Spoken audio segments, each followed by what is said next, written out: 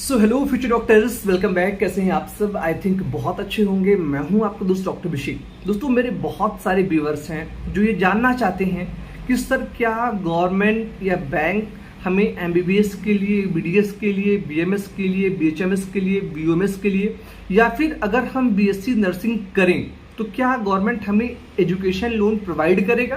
क्योंकि जो हमारी फैमिली है वो मिडिल क्लास है। हमारे पास इतना पैसा नहीं कि एक बैग हम किसी भी कॉलेज को 5 लाख से 10 लाख रुपीस दे सकें। तो इस कंडीशन में हम क्या करें?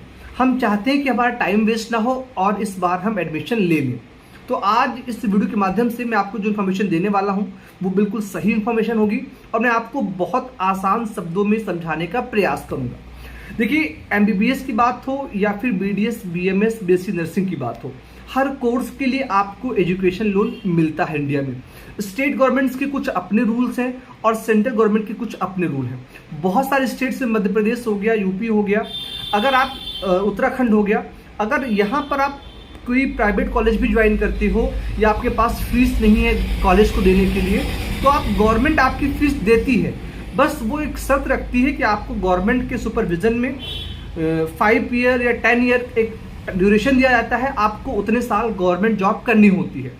इसके लिए गवर्नमेंट आपको सैलरी भी देती है। तो आपके पास एक तो ऑप्शन है कि आप इस तरीके से फीस सबमिट कर दें, या अगर आप चाहते हो एजुकेशन लोन लेना ही तो स्टेट बैंक हो, बैंक ऑफ इंडिया हो उसको बोलते हैं, या फिर केनरा बैंक हो, सेंट्रल बैंक हो, हर बैंक आपको एजुकेशन लोन प्रोवाइड करता है। ठीक है, किन चीज़ों के लिए करता है? तो जो आपकी एमबीबीएस की फीस होगी या बीएमएस बीडीएस की फीस होगी कंप्लीट 5 ईयर्स की, 5 ईयर का जो आपका हॉस्टल का एक्सपेंस होगा, जो आपके बुक के एक्सपेंसेस होंगे, सभी को आप कैलकुलेट करके ऑन एन एवरेज जितना डिटेल निकले आप उतना पेमेंट ले सकते हैं।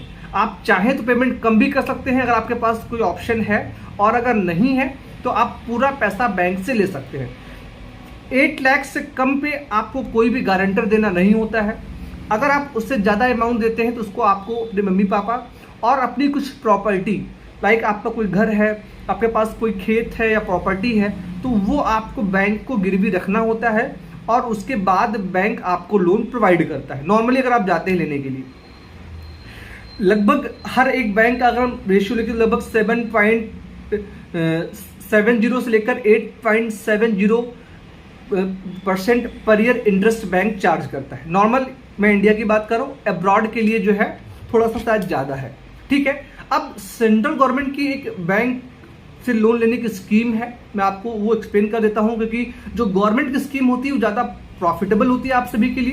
तो उसके लिए आपको जो मैं आर्टिकल प्ले करने वाला हूं उसको देखना है, समझना है, और कैसे लोन के लिए अप्लाई करना है उस पॉलिसी को भी मैं बताने का प्रयास करूंगा। आर्टिकल को जो है वेबसाइट से लिया, आप देख सकते हैं। योजना का नाम है प्रधानमंत्री विद्या लक्ष्मी एजुकेशन लोन। ठीक है, आप इस लोन के जरिए अपनी आगे की जो पढ़ाई है वो कंटिन्यू कर सकते हैं बिना ब्रेक के हुए। ठीक है, अब इसमें क्या कुछ डिटेलिंग है तो आप देख सकते हैं। इसका एक पोर्टल है, विद्या लक्ष्मी पोर्टल। यहाँ पर अगर आप गरीब हैं या फिर आर्थिक तौर पे आप कमज़ोर हैं तो आप इस पोर्टल की हेल्प ले सकते हैं। ठीक है, ये पूरा डिटेल आप देख लीजिएगा।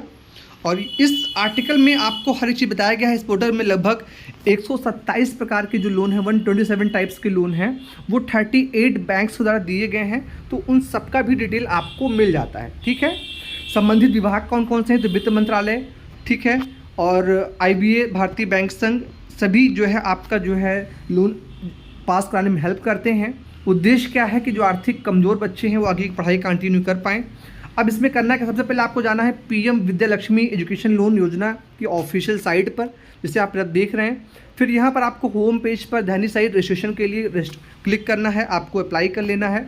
ठीक है, फिर जो भी डिटेल आपसे मांगा जाएगा आप हर एक चीज़ आपको यहाँ पर सबमिट करते चलना है। ठीक है, इसके बाद आपकी ईमेल आईडी पर एक एक्टिवेशन लिंक सेंड किया जाएगा जो कि 24 घंटे के लिए मान होगा। अब आप रजिस्ट्रेशन ईमेल आईडी को जो है ओपन करेंगे और उसके बाद अपने अकाउंट को एक्टिवेट करेंगे। ठीक है, पूरी पॉलिसी जब आपकी हो जाएगी तो उसमें आपको डिटेल देना है। एक बात ध्यान रखिएगा कि कोई भी अमाउंट लेने से पहले आपको कॉलेज के पैड पर कंप्लीट फीस स्ट्रक्चर फिल कर लेना होगा, तो आपको आसानी होगी। ठीक है, तो ये तो आप पूरा पढ़ लीजिएगा कैसे फिल करना है, क्या कुछ डिटेलिंग है। अब मैं आपको आगे ले चलता हूँ। देखिए यहाँ पर दिया गया फीस फर्स्ट ईयर में कितनी, सेकेंड ईयर में कितनी, थर्ड ईयर में कितनी है। ये तभी अप्लाई कर सकते हैं जब आपकी काउंसलिंग में आपको कॉलेज मिल जाएगा। तो सबसे पहले तो आप देखें कि आपका कॉलेज कौन सा है, उसका बजट कितना है, फीस कितनी, जो आपके बजट में हो तो आप उसके लिए लोन लीजिएगा तो वो बेहतर होगा। ठीक है, फिर सभी का आपका डॉक्यूमेंट्स अपलोड कर देना है एक एक करके, मार्कशीट आपका, आपका अलॉटमेंट, आपका कॉलेज, वो डिटेलिंग जो भी होगी, फिर आपको लोन के लिए जाना है। ठीक है, अब यहाँ पर लाभ देखिए, पूरा आप इसको फॉर्म फिल कर लेंगे तो वो चीज़ें देख लीजिएगा, काफ़ी कुछ इस आर्टिकल में बहुत अच्छे से बताया गया है। ठीक है, अब आप समझिएगा, अगर आप 4 लाख तक एजुकेशन लोन लेते हैं इस साइड से तो आपको बिना गारंटी के मिल जाएगा। इसके लिए आपको किसी भी सिक्योरिटी को जमा करने की कोई नीड नहीं है। ये लोन आपको आपके माता पिता के साथ संयुक्त रूप से मिलेगा। यदि आप 4 से 6.5 लाख तक लोन लेते हैं तो आपको उसके लिए गारंटर लाना होगा, और अगर आपका लोन 6.5 लाख से ऊपर है तो उसके लिए आपको जो है अपने पास कुछ प्रॉपर्टी बैंक की जो है वो देनी होगी। ठीक है, अब कैसे मिलेगा, तो इसके लिए आपके पास आईडी प्रूफ होनी चाहिए, पासपोर्ट साइज फ़ोटो होनी चाहिए, photocopy of high school and inter marksheet जो होगी, आपके मम्मी पापा के आय प्रमाण पत्र, इन इनकम सर्टिफिकेट, एड्रेस प्रूफ, और जिस भी कॉलेज से यूनिवर्सिटी से आप पढ़ना चाहते हैं उसका जो कंप्लीट डिटेल है वो भी आपको देना होगा। ठीक है, तो ये आप देख लीजिए और सारी चीज़ें आपको इस साइट पे मिल जाएंगी। आप इसकी हेल्प से आसानी से एजुकेशन लोन लेकर अपनी पढ़ाई को कंटिन्यू कर सकते हैं। और अगर आप डायरेक्ट लेना चाहते हैं तो उसके लिए आप SBI, मैं बोलूँगा कि एक अच्छी बैंक है, bank of India, in banks में भी जाकर संपर्क कर सकते हैं कि आखिर लोन की पॉलिसी क्या है। लगभग 1 to 2 वीक्स मिनिमम लगते हैं, कई बार 3 to 4 वीक की भी पॉलिसी होती है लोन को पास कराने के लिए। तो उन सभी चीज़ों को पढ़ते हुए, समझते हुए आप जो है कॉलेज को टाइम दें और कॉलेज को दिए गए टाइम में फीस सबमिट कर आगे की पढ़ाई कंटिन्यू कर सकते हैं। इस छोटी सी वीडियो में इतना ही। आप सभी का बहुत बहुत धन्यवाद। Thank you so much. जय हिंद।